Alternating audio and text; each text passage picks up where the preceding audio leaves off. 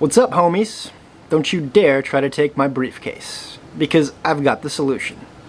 The H&K USP 45, and that's what we're going to be talking about today here on Hipster Tactical.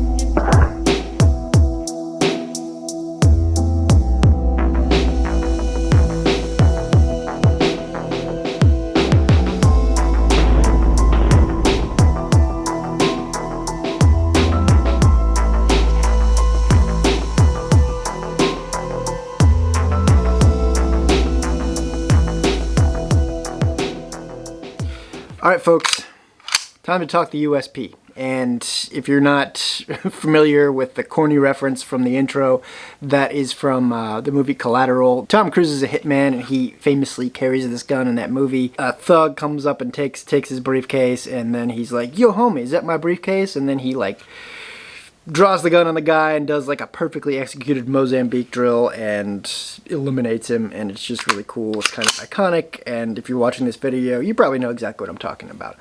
Anyway, I've had this gun for a while. I've, put a couple hundred rounds through it. The gun is amazing, and I don't use that term lightly. It seems like these days amazing is kind of overused and just kind of lost its meaning, but this gun really is amazing in terms of its engineering and its build quality, and just every aspect of it is just overbuilt and over-engineered, and it's in some ways amazing that a gun like this is still being made today. HK cuts no corners on these guns. Everything is made in-house. Everything is made to the highest standards of quality. You won't even find magazines that aren't made by HK in Oberndorf.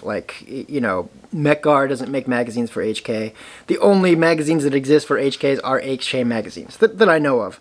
So this is just kind of almost a relic from a bygone era when things were just made to a really, really stringent standard of quality and made all in-house, and this gun still is that, and HK still makes these today. This one was made in 2022. These guns are known to do six-figure round counts, and I'm sure you've read about some of the torture tests, like lodging a bullet in the barrel and shooting another bullet through it, and the gun continues to work. They're very tolerant of neglect and abuse, and there was one ammo company, I want to say it was Hornady, but don't quote me, but they had one of these just kind of to test ammo on hand, and they were up to 200,000 or 300,000 rounds through the thing, and it's just incredible. These guns are almost indestructible, and this, along with its cousin, the Mark 23, which is in some ways just kind of a bigger version of this, and we'll get a little bit into that. These are the toughest, most reliable, most indestructible handguns ever made, and I don't think really anyone can debate that. It's not to say other guns aren't reliable or tough or resilient or whatever, but these things just take it to another level. As for instance, they literally laser harden the part that locks up against the barrel hood here, and there's details like that throughout these pistols that are just kind of unprecedented. I'll also say aesthetically, this gun really just speaks to me. I think it is one of the coolest looking pistols ever made. It's just, and I love the simplicity of it. Guns today, they just keep getting more complicated with more and more cuts and shit hanging off of them, and extendo mags hanging below your hand, and big red dots, and slides that look like Swiss cheese, just with holes and cuts and everything like that, and crazy big sights and shit hanging off the side. And it's just, this gun is none of that. It's just pure and simple, and just this plain black slide on the front. It's just beautiful, and it just, the squared off aesthetics is proportions are perfect, And, you know, the finish itself is just beautiful, this deep black. I think that's why we're originally attracted to German engineering. It's just clean and sophisticated and just very appealing. And this gun, for me, captures the essence of that. It's just such a cool looking pistol, and its presence is just impactful. There's a certain reverence that comes along with the USP that I think few other guns can match. Anyway, as much as I respect this pistol and as cool as it is and unique and amazing as it is, it's just not really my favorite gun to shoot. I'll be completely honest. And I had a USP Compact 45, and I've shot a 9mm full-size USP. I've had other like modern H&Ks. I've had a P2000, P2000 SK, HK45C, and I never end up keeping them. They're cool and I like them, and they're accurate. This gun is probably match grade accurate, and what is match grade? But it's a very accurate pistol. It's as accurate as any other service pistol, maybe more so. But I can't say any modern HK has really spoken to me in terms of how it's shot. You know, especially the USPs, like, I'm not crazy about the ergonomics. We'll get into a little bit of that, but it's just not something I look forward to shooting as much as some other guns. And so I'm kind of on the fence. I may end up letting it go, but I wanted to, you know, do a video on it before I did. In any case, I may or may not do like a write-up on hipstertactical.com for this gun, but like I said, I just wanted to do the video before, in the event that I sell the gun. I don't want to get too deep into the history of these guns. If you are interested in a deeper dive on the historical context of the USP series, check out Teufelsfund Tactical YouTube channel. I think I said that right. It means devil dog in German. And I think the guy on that channel was a Marine, and I think that's like a nickname for the Marines. Anyway, he has it's like literally a 2-hour video, and he talks about the design details and everything, and the historical context that led to the USP series development. It's fascinating. So I'm not going to just regurgitate what he did, but there were a few kind of interesting highlights from his video that I wanted to just briefly mention. The genesis of the USP kind of comes at a time when H&K as a company was in a time of transition and in some ways financial turmoil. There had been a number of like gun control legislations in the United States starting in the 80s, with the one in 1986 that made fully auto firearms basically illegal to own. Then there was one in 1989, and all leading up to, in 1994, the assault weapons ban that we all know of. But there were things that kind of led up to that, and that really impacted H&K's sales in the United States commercially. And then they had invested a ton of money in developing the H&K G11 prototype, and the G11 was this revolutionary military rifle that was designed to shoot caseless ammunition. And Ian McCullum from Forgotten Weapons has a video on it, but that never went anywhere, and they invested a lot into it. So H&K actually was sold in the early 90s. It was actually under the ownership of a British company, some division of British Aerospace, Royal Ordnance, I think. So that's interesting. I didn't know that. H&K was owned by a British company for a while.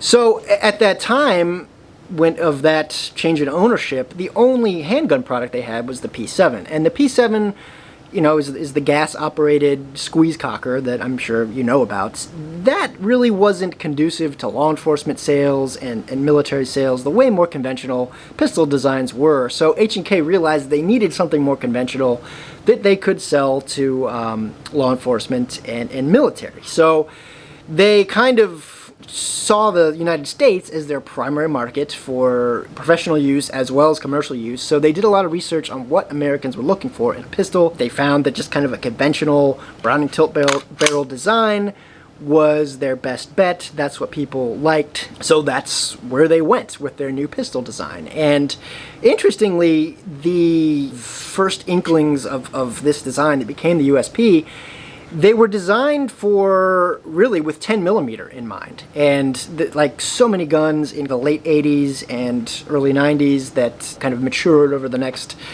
10, 15, 20 years, it began with 10 millimeter. And then, you know, the FBI went through their fiasco with the Smith & Wesson 1076.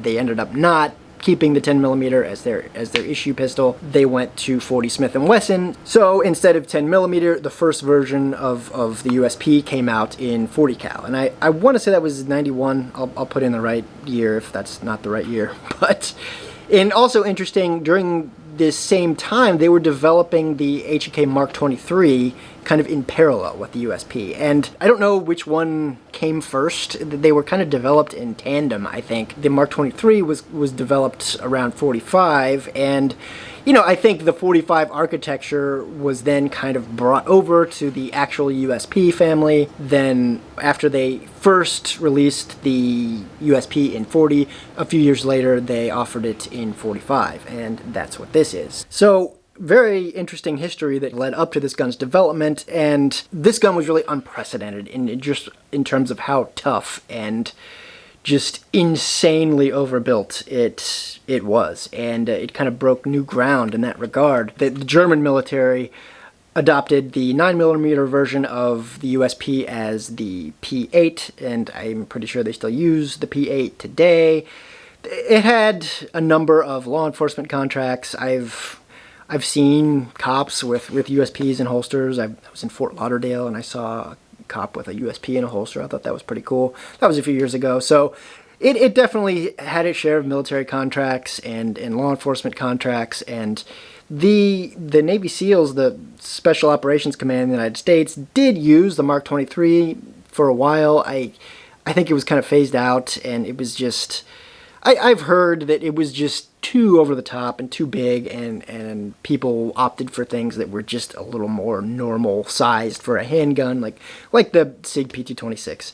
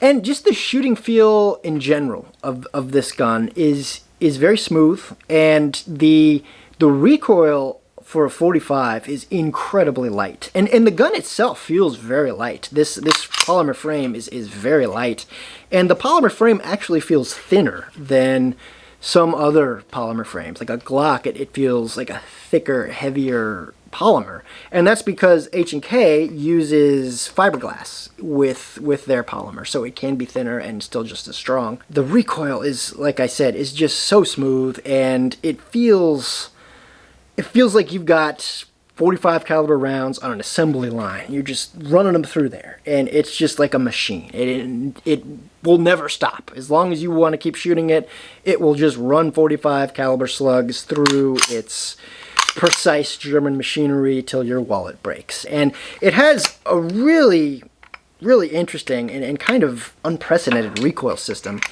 It's got these, you know, these really, I think it's really 3 springs, compound triple recoil spring in there, and that really just erases the recoil, and it's pretty amazing. Now there is some muzzle flip because you've got a high bore axis, and you know, the energy still has to go somewhere. But as said in some of my other videos, guns with more muzzle rise honestly shoot softer. They feel softer when you're shooting them compared to guns with a lower bore axis and that put the recoil more straight back toward you, kind of into the bones of your hand. This thing is like shooting 45 caliber slugs on a cloud. It's really nice. That said, there's not a whole lot of feel to it. It's just kind of, it feels like a car with just kind of numb steering. Like, even though it handles okay, it's just you don't feel much from it, and it doesn't give you a lot of feedback. You don't quite get the sense of shot placement with this that you do with some other guns. You know, the Beretta 92 is kind of my gold standard. That just feels like has a very communicative feel when you're shooting it. It's almost like you're in a conversation with the gun. Even SIGs, I feel, which can feel a little more clinical compared to like a Beretta 92. This, I feel like, has even less feel than a SIG. Like I said, it's just not something I love to shoot. And the one caveat I will say to that is I have very small hands, and this is a very large gun, and the 45 especially is larger than the other. In terms of the grip dimensions, the 45 has a deeper grip dimension than the 9mm and 40 cal ones, you know, because all 45s do, because it's a longer cartridge. So it's a lot for me to get my hands around, and I feel like I'm kind of stretched out a little bit. And, you know, I can get to the trigger, I can get enough finger on the trigger to get a decent trigger pull.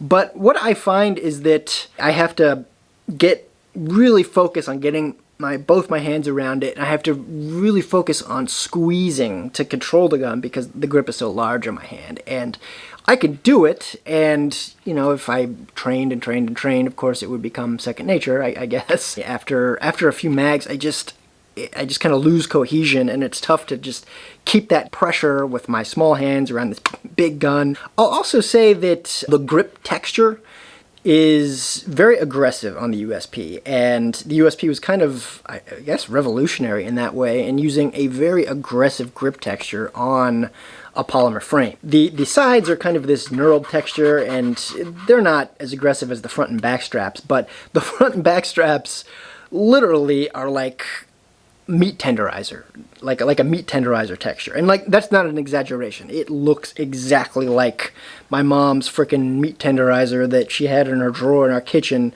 throughout the 80s and 90s. And it kind of feels like that too. You need an aggressive texture to hold on to a gun with a polymer frame, because polymer can be kind of slick. So I think H&K had the right intent with that. Their hearts were in the right place, but the grip texture is just uncomfortable for me anyway, and it may be exacerbated because I have to squeeze it so hard. I feel like even with bigger hands, you're not going to be putting as much pressure solely on those surfaces as if your fingers can get around the grip a little more. It's kind of, I think, more of a pressure point for me. But here's the thing. If it offered a really secure hold, maybe I could live with it, but it still feels pretty slick. I don't feel that this aggressive texture really translates to better control, at least for me. There are other guns I have. My Walther PPS, for instance, you know, it has a different texture, which feels aggressive.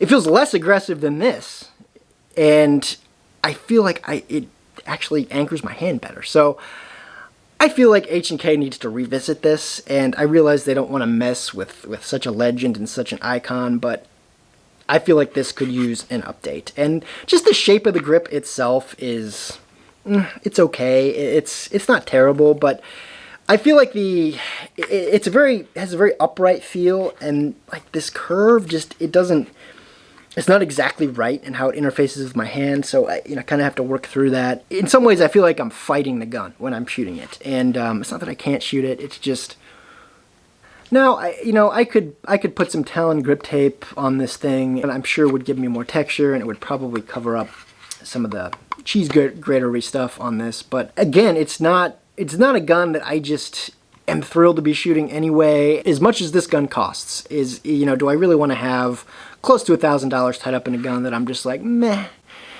I don't know. I will give that some thought after this video. And then the trigger on the H&Ks. H&K takes a lot of shit for their triggers, and I just want to say that this trigger is honestly pretty good. I have no issues with this trigger. The single action is really nice, I think, and it's It's got like a firm wall, got a nice crisp snap. I mean, it's not super light. It's, you know, there's just a touch of, the trigger's kind of, you can feel it flex a little bit, but I don't know, it has less creep than a lot of other triggers. It has a nice crisp snap. I like the single action trigger on this, and the other USP compact 45 I had was the same deal, had a good trigger. And double action, it's not bad. I have no issues with it. It's not the lightest, it's not the smoothest, but it doesn't stack a whole lot, and there's not like a shit ton of over travel to throw you off, so it's fine. It's shootable. I don't mind it one bit, so cut HK some slack on the triggers. This one's pretty good, and both USPs I've had have been really very good. The exception when it comes to HK triggers is the HK45C I had. That trigger was so bad, it was almost hard to take the gun seriously.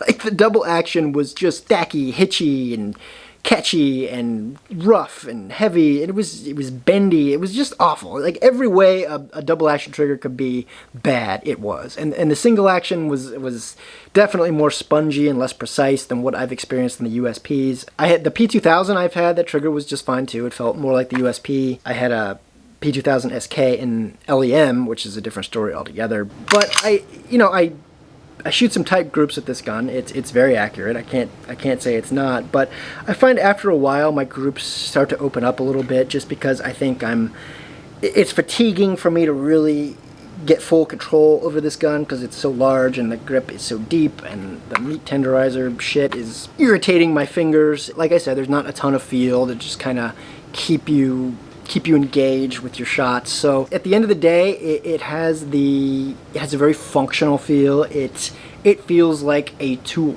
designed to do a job, and that is exactly what it is. And it does that job very well, and that job, of course, is just shooting 45 caliber rounds until your wallet breaks, and that's what it'll do. And you don't even have to maintain it that well. You know, obviously I never had any reliability issues with it in the couple hundred rounds I put through it.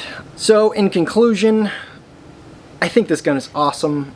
I'm just not sure it's one I'm going to keep around. As much as I respect it, and as much as I respect H&K for making a gun of this on this level today. So many other companies outsource a lot of their parts now, and they have, I get the sense that they're more consumer products than they are professional products. This is a professional grade weapon through and through, and that's kind of what you pay for when you get an H&K, and that's why we have this attraction to modern H&K pistols, and they still deliver on that through and through. So thank you so much for watching. This is Hipster Tactical, and I am Matt.